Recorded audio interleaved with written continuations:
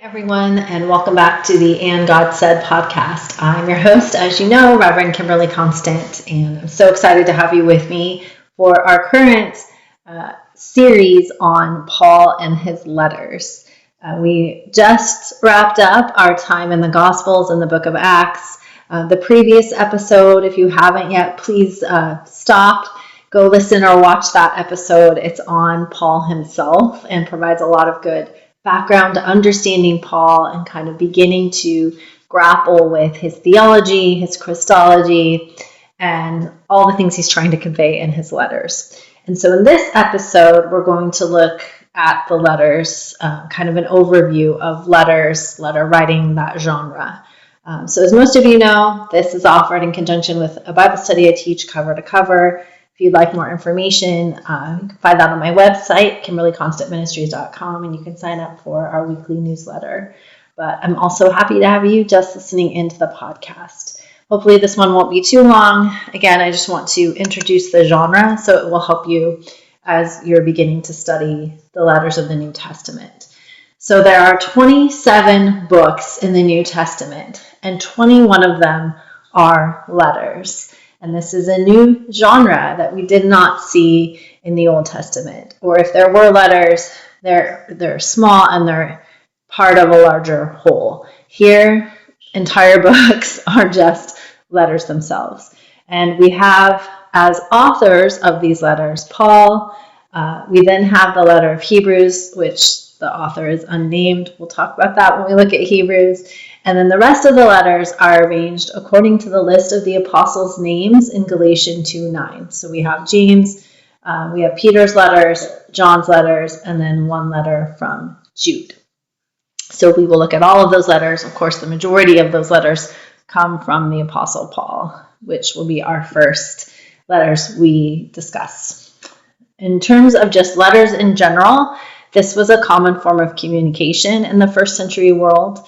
Letters could have been used for many types of documents. It could refer to commercial, legal, or military reports. It could refer to personal letters, to epistles. An epistle would have been more formal and literary than a personal letter, like kind of stylized, among other things. Letters were delivered by couriers who were typically wealthy people or trusted friends, who would then read the letters to the intended recipients. Because remember, at this time, most people couldn't read or write themselves. And so the letters were intended to be read out loud. In the Greco-Roman world, letters also reflected the hierarchical structure of society. Way back at the beginning of our time in the New Testament, I had a lecture kind of introducing you to the world of the New Testament. And I commented that hierarchy was everything in Rome. Everything is based off hierarchy. And the letters reflect that too. And so just the way that the address starts off reflected the social status of the writer and the recipient. So when an inferior wrote to a superior, the recipient was named first, and then the sender. And then vice versa. If a superior wrote to an inferior, the superior named him or herself first, and then the inferior. So for instance, if I, as the inferior, was writing to my friend and colleague Bishop Hayes, I would say, Bishop Hayes, this is a letter from your loyal servant, Kimberly. If one of my kids was writing a letter to me, they might say, Mom, this is a letter from your child, your servant. Likewise, on the other hand, if I'm the superior writing a letter to my child, I would put my name first. So, Mom is writing to you, kids, about XYZ. So just that, the very beginning of the letter would have identified said hierarchy. The typical structure of a Greco-Roman letter began with an opening, which would, as I've just gone over, identify the sender and receiver, as well as the status of each of those people, and a greeting of some sort. Then there would be an introductory thanksgiving or blessing. Sometimes this would be a wish for health or a prayer to the gods. Then there was a body, which was the statement of the intention of the letter. A conclusion, which restated the intention, how the reader should respond, and often proposed for future contact, either in person or via another letter. Then we would have a closing with a wish for prosperity and occasionally greetings from third parties. And you'll see this in some of the New Testament letters. They're little shout outs like, oh, by the way, I'm sitting next to Sally and she says, hey, because remember, this is their type of communication. They don't have cell phones. They don't have social media. They could live in far apart places. So people would gather around and say, oh, Paul, you're writing a letter to the Philippians. Hey, shout out to my cousin, Anesta. Say hi to her from, Phoebe or whatever. So you'll see that, and not in all of his letters, but in some of them. Many of the New Testament letters reflect the entirety of this format, but there are exceptions, especially the non-Pauline letters, but even some of Paul's letters have differences, and we'll look at those as we get to the letters themselves. So in general, New Testament letters were distinct from a customary Greco-Roman letter. Typically, they were longer. Usually in the greeting, they contain the word grace, sometimes even peace and mercy. So right off the bat, identifying it as a letter of a believer. The introductory thanksgiving, especially used by Paul, would often express gratitude to God the Father of Jesus Christ for whatever work he was doing in the lives of the believers. Closing would offer a benediction, in Paul's case, often accompanied by a desire for the grace of Jesus to be with the recipients. Often this also included a brief summation of letter contents written in the author's own handwriting. And you're going to see this in Galatians, for instance. He says, I'm writing this in my own hand. Writers and readers were considered to have the same status. So there's no hierarchy in Christian letter writing. Super, super important and lines up right with the theology of the early church. So even the form of a Christian letter expressed equality. And that is something that would have really challenged Rome. They did not like any challenge, especially to this concept of hierarchy. So just the form of the letter could have been seen as an act of sedition. Letters in the Christian world were delivered by other people in ministry, and the one who delivered the letter would also explicate it. So, they might read the letter and people would have additional questions, and that person would answer those questions. And so, in other words, our first preachers were people who delivered letters, specifically the letters of Paul and the early leaders of the church. So in terms of chronology, and this comes with a huge asterisk, as I noted when I did the lecture on Paul, there's always debate about dating and authorship. So this is just what I'm going with, and when it is pertinent to our study, I will point out where these issues arise.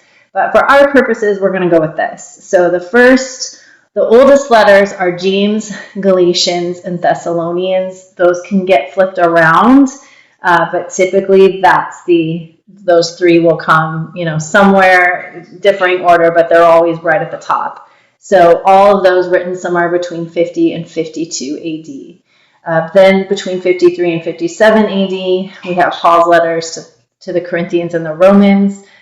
60 to 62 AD are his imprisonment letters, where he's imprisoned and he wrote to the Ephesians, Philippians, Colossians, and Philemon. And then 62 to 68 AD, we have Titus and Timothy, 1st and 2nd Peter, Jude, and Hebrews. And then the last letters to be written much, much later, somewhere towards the end of the 1st century AD, are 1st, 2nd, and 3rd John. So the purpose of the letters, as I noted in the lecture on Paul, they were written with specific places, people, dates, and events in mind. So often they are highly personal and particular. And it's going to depend. Some of them, like Paul's letter to the Romans, for instance, is sent ahead of time. He's preparing the people. He's on his way. He longs to go meet with them, and so he sends a letter of preparation.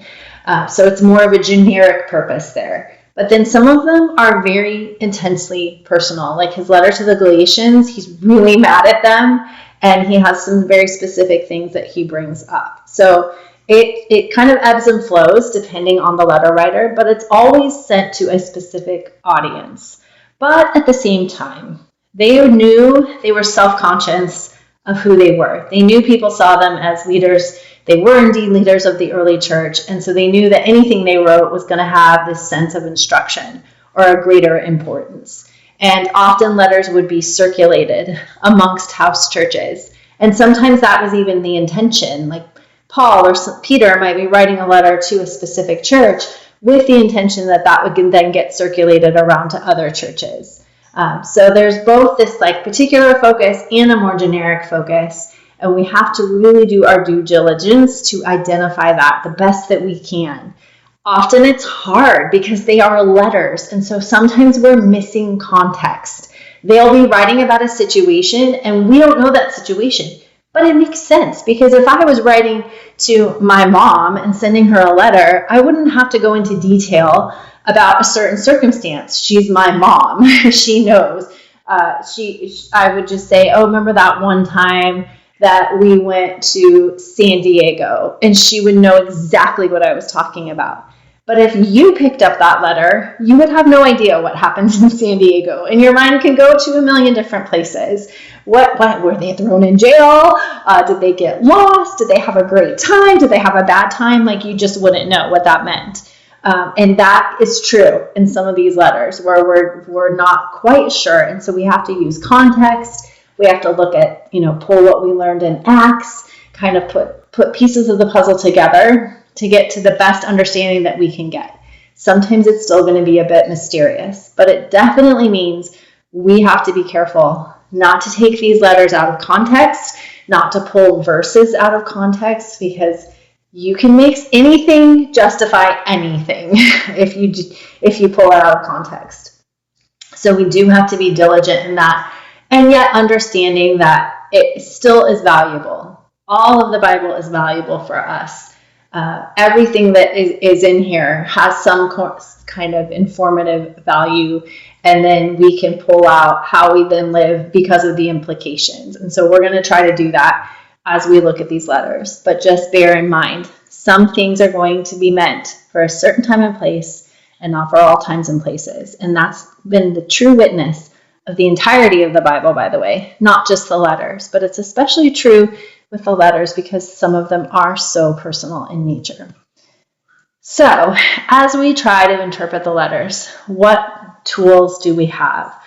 Some clues that we might look for. Author. Do we know who wrote the letter and what he or she was like? The letters of Paul, and we know a lot about Paul, so we kind of have a pretty good grasp of his theology, and we can use that as we try to interpret him. Some of the letters, like Jude, there's not much about him in the Bible, and it's a really small letter, so that's not going to be as helpful. Another clue, date or situation. This is a big one. What was happening in history? Is this letter being written early on in the life of the church, later in time, like the letters of John? Is the temple still there, or is it after 70 AD when the temple was destroyed? Have the Gospels been written yet, or does this letter predate the Gospel? All that kind of stuff. And then contextually, what's going on in the community? Are they being persecuted in a certain way?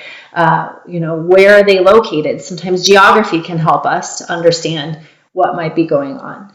The next clue, the reason for writing. And so this will be explicitly stated sometimes and other times just implied. So is the person writing to answer a specific question or set of questions?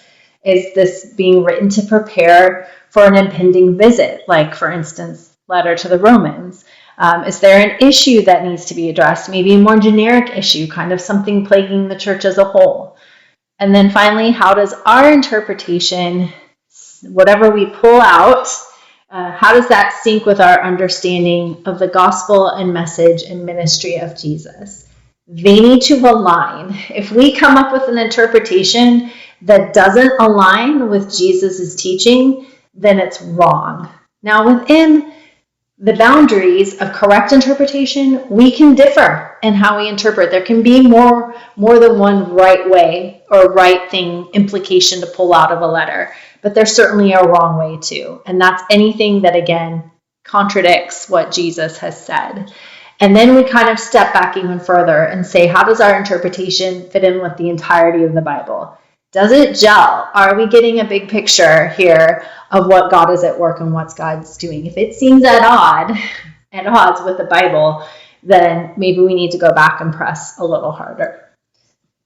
All right, that brings us to the end of this lecture, introducing you to the New Testament letters. And so now we're going to journey into the letters themselves. And if you are part of Cover to Cover Bible Study, we're looking at 3 letters in this next week of study, Galatians and 1st and 2nd, I can't talk, 1st and 2nd Thessalonians.